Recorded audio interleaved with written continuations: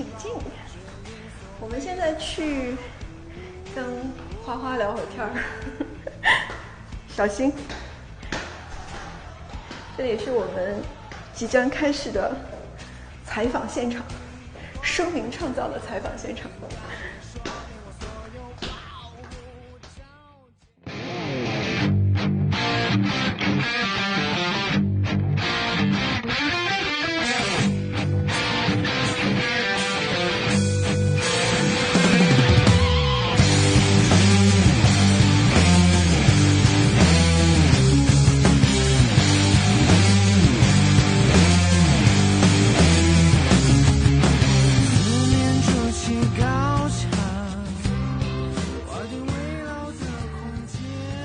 流量明星，你觉得流量明星这个标签对你来讲是负担吗？或者曾经有过负担的感觉吗？没有，我没有负担。我觉得这些没什么不好。对，因为不管是不是流量还是怎样，就是我觉得大家喜欢我，可能还是因为音乐吧。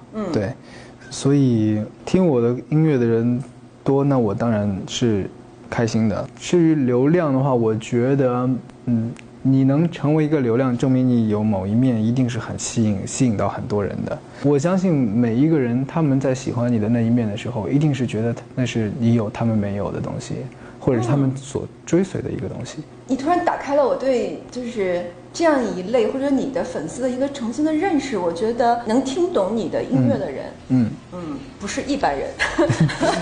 对，因为我觉得你的音乐非常的个人化，就是个人风格很强。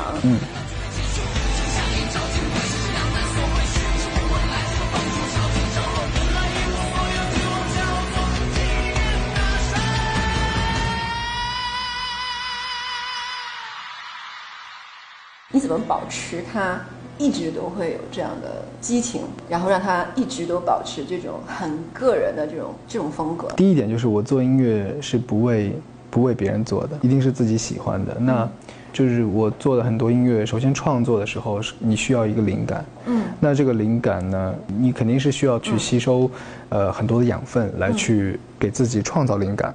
那当灵感有了之后呢，你会有一个选择。那这个选择是要建立在审美上的，那这个时候你需要有一个好的审美，你会判断这个旋律它是你想要的审美高度还是不是。但如果是的话呢，你就会把它运用过来，它就像一个影子一样，一首歌的一个主题。那我觉得这个旋律是非常好的，并且它是一个审美高度是在线上的。有了这些之后，一个影子之后，你需要通过理性，就是你的强大的专业知识来去把它给实现，变成一首歌。对，所以如何变成好听的歌。对我来说，能够一直有灵感，其实是因为我每一年接触的事物都不一样，包括人啊，包括我看到的东西啊，都有一些成长。然后那我的灵感一定是会不断的。我自己觉得音乐越来越好，其实是因为我的技术上越来越好之后，我可以把我的旋律的理念可以变得更加的完善或者更好。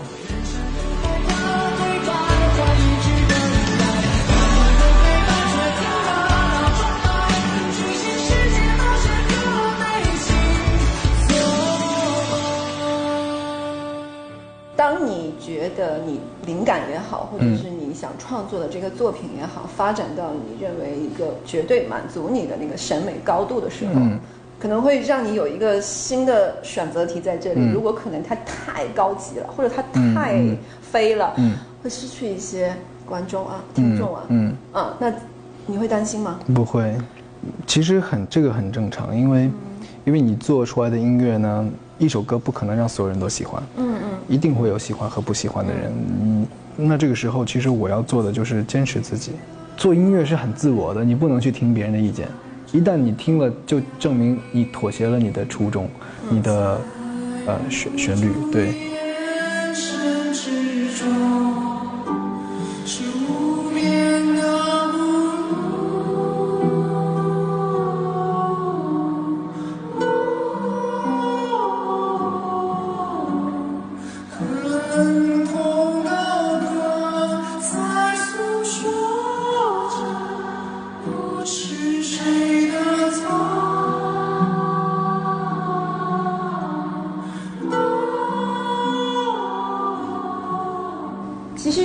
觉得华晨宇的音乐没有烟火气，你的歌词也好，还是旋律的感觉也好，整个的音乐让我觉得它不是在这个地球里面发生的，它可能是在另外一个世界或者宇宙里面发生的。对，包括你的演唱会啊，叫火星演唱会，是有什么特别的吗？就是怎么才能成为你的火星人？其实因为我自己很喜欢火星这个词，其实就是一个抽离的一个感觉吧。很多人应该都有这个状态，就是说当你在一个很热闹的环境里面，你可能那时候你会想去做一点别的事情，你可能会放空，你可能去跳到另一个世界去了，就是那种。我是觉得我做的音乐其实就是在让自己抽离，包括我有很多歌都是在一个小黑屋里面写的。那我把自己关起来的时候，其实我眼前是看不到什么东西的，没有新鲜的事物。但是这些东西要怎么来呢？其实就是要抽离自己，去进入到另一个空间和画面里，然后你才会有灵感。你会在一个你想象中的世界里面觉得很奇幻，然后让你有新鲜感，然后写出旋律来。那我的演唱会之所以叫火星，也是因为我觉得我的演唱会会有一种，就是我希望来看我演唱会的观众，他们进来之后会有一种离开地球的感觉，就好像那一瞬间觉得啊，我好像不是在看演唱会，对，我是在另一个世界里面，好像真的就是跟着我一起在另一个音乐的世界里面一样。就是华晨宇的世界和小宇宙是那个样子的，然后一起陪伴你成长的这些粉丝也好，歌迷也好，就他们是懂你的那个小宇宙的，对，可能你的小宇宙跟他们的小宇宙是有同类项的。你觉得会寂寞吗？不会，这个世界只有你一个人感觉。不会，我会很享受，因为孤独是有的，但是我是喜欢孤独的，因为我觉得人需要有一个孤独的状态。哪怕你上班很累了，你一晚上回到家，洗个澡放松的时候，可能那时候你会觉得，有时候你真的就是什么都不想做，你就想一个人孤独的待一会儿，但是那个状态是很好的。感觉好奢侈啊，对很多人来讲。我在创作让自己抽离的时候，那一瞬间是我在去享受一种孤独，其实。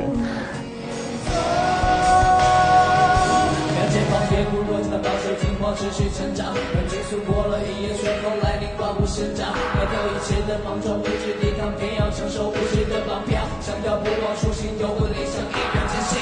很难过，当初预设所有努力做的承诺，却沦为化成风一场空。回头看，再次深渊，一路风景，做个矫正，直到我满意。老天给了我鼓励，从内心倾诉。We are, here we are, here we are, here we are.对你来讲，演唱会意味着什么呀？我觉得演唱会是一个，它对我来讲是一个你自己特别向往的一个展示的一个。不是，它就像一个 party。哇，对，就是大家又带着所有的人就飞向火星了。对我，因为我很喜欢演唱会，是因为我写的很多的歌曲是专门为现场写的。我有很多的歌并不是放在专辑里给你们听的。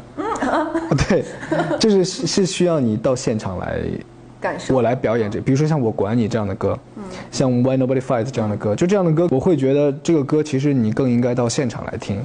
然后，但是我也有一些专辑，有一些歌曲是我只为专辑写的，就这些歌可能是我专门拿来给你听的，放专辑听，而不是在现场表演的。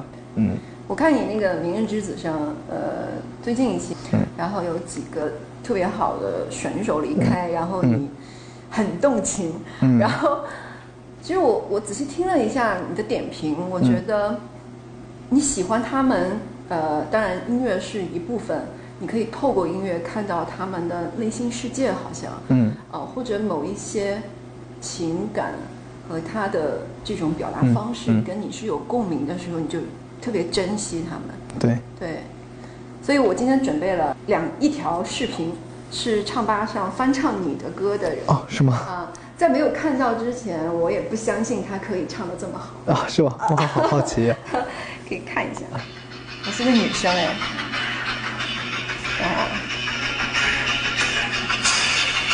我是个女生。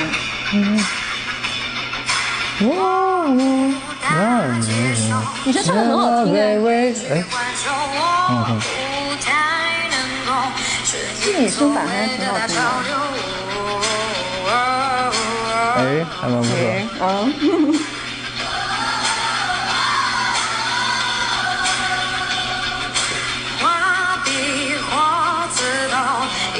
我来帮你拿了。没关系，我拿，没关系。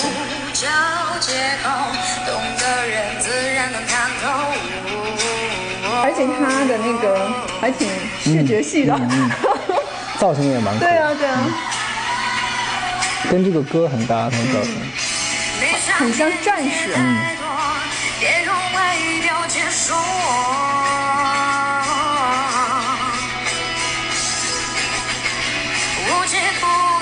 这首歌的现场应该很嗨，很嗨，非常嗨。我觉得你应该穿了那个战衣盔甲的感觉，就像一个外星人来拯救世界的样子。哎，他真的蛮酷的，是吧？所以我刚才听到他唱的时候，我觉得女生可以唱成这样，很出彩。我还蛮意外，因为这首歌好像。女生我还蛮少听到。你听完它之后，你有没有想到以后为女生版写一些歌？或者说你有没有想过给一些女歌手，有女歌手跟你要歌吗？有，比如说之前 Karen 姐就是莫文蔚，她有找我要过一次歌，然后我有写一首歌给她，叫《半生缘》，对，他已经发了出来。对，他这种特别有 power 的这种力量的歌，对我其实倒还蛮喜欢他的嗓音的，因为我觉得他的嗓音其实有一种摇滚的东西在里面。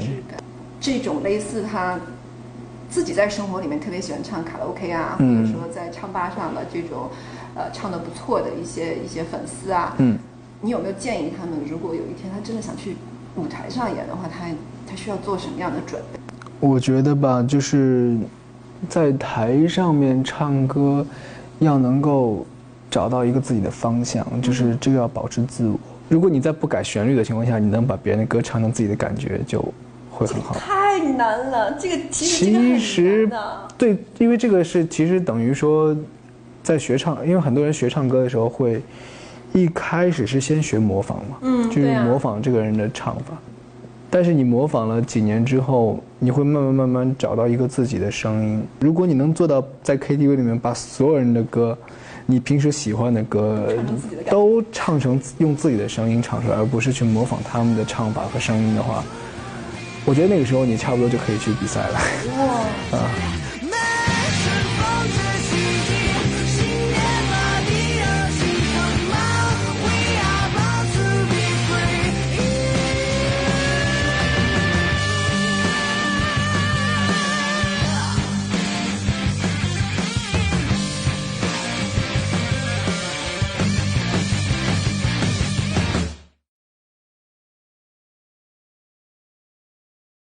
收工了，回家。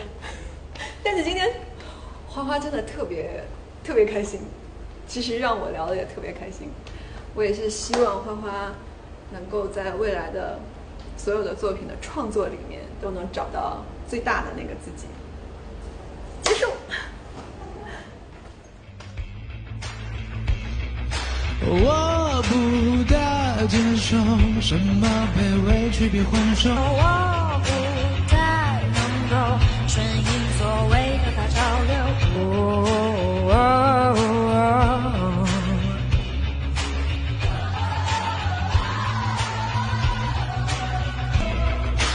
画笔或刺头应该没说明我所有，我不找借口，懂的人自然能看透。